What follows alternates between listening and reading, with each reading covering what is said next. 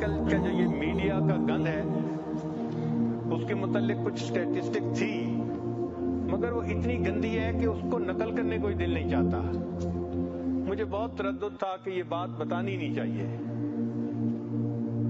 لیکن اس میں عجیب و غریب باتیں ہیں. ہر 4 گھنٹے کے اندر ایک ننگی فلم سسٹم کے اوپر اپلوڈ ہو رہی ہے، ہر 4 گھنٹے کے بعد. جو انٹرنیٹ دیکھنے والے ہیں ان میں سے 35% جو ننگی فلمیں دیکھتے ہیں وہ عورتیں ہوتی ہیں.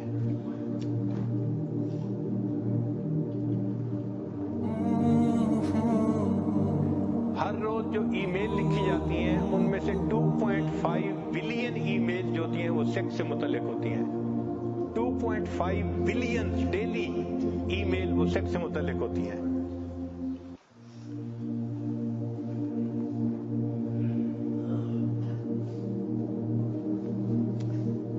باہر ملکوں میں 56% جو ڈائیورس ہو رہی ہے اس کی بنیادی وجہ بیوی یا میاں ان میں سے کوئی نہ کوئی ننگی فلمیں دیکھتا ہے. اس لیے وہ اپنے ساتھی سے مطمئن نہیں ہوتا اور ان کی زندگی میں پرابلم آتے ہیں.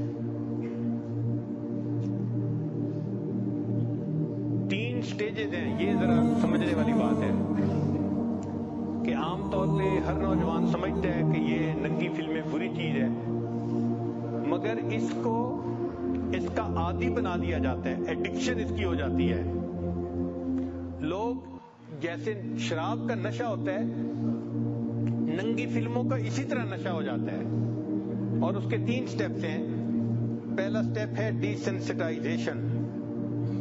ڈی سینسٹائزیشن کا مطلب یہ کہ جو بندہ ننگی فلمیں دیکھنے لگ جاتا ہے تو وہ پھر برے کو برا نہیں سمجھتا. یعنی شروع کے چند دن تو ملامت ہوتی ہے، پھر وہ روٹین بن جاتی ہے.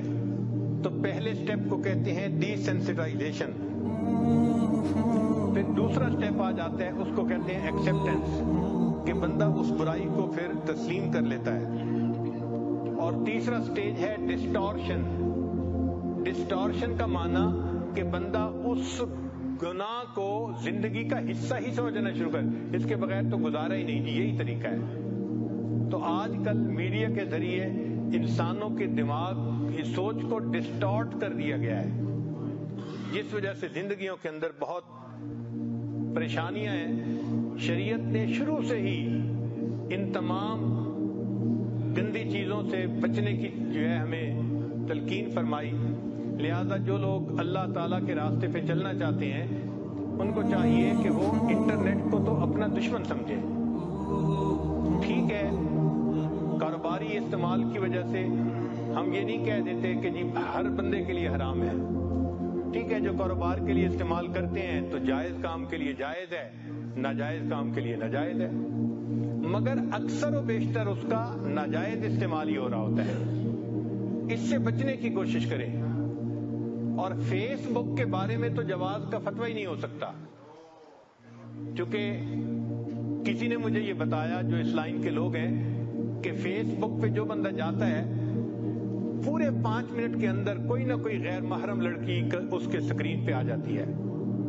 تو اگر 5 منٹ کے اندر اس نے غیر محرم لڑکی کو دیکھنا ہے تو اس کا کھولنے کا جواز ہی نہیں دیا جا سکتا. تو فیس بک پہ تو جانا ہی حرام ہے، یوں سمجھ لیں. جو اللہ کا قرب حاصل کرنے والے لوگ ہیں وہ اس میڈیا کے گند سے اپنے آپ کو بچائیں. اور ہو سکتا ہے کہ اسی گند کی وجہ سے ان کی ترقی نہ ہو رہی ہو. وہ بڑھنا چاہتے ہیں مگر ان کے پاؤں بندھے ہوئے ہیں. اللہ تعالیٰ اس گرفتاری سے ہماری جان چھڑائے. اور پھر اس کا فائنل نتیجہ لکھا ہوا ہے کہ طلاقیں ہو جاتی ہیں اور بندے ڈائیورس ہونے کے بعد ڈپریشن ہو جاتی ہے، اور ڈپریشن کے بعد اس کا انجام کہ وہ لوگ خودکشی کرتے ہیں.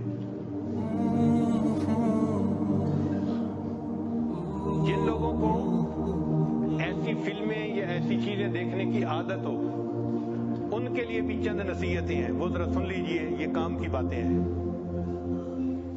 کہ وہ بندہ اپنی ول پاور کو بڑھائے. سب سے پہلا کام ڈٹرمنیشن پاور، ول پاور. چونکہ ول پاور مضبوط ہوگی تو تو انسان انٹرنیٹ پہ تو کام کرے گا مگر گندی ویب سائٹ پہ نہیں جائے گا، اور اگر ول پاور کمزور ہوگی تو پھر خود بخود اس طرف کھنچ جائے گا۔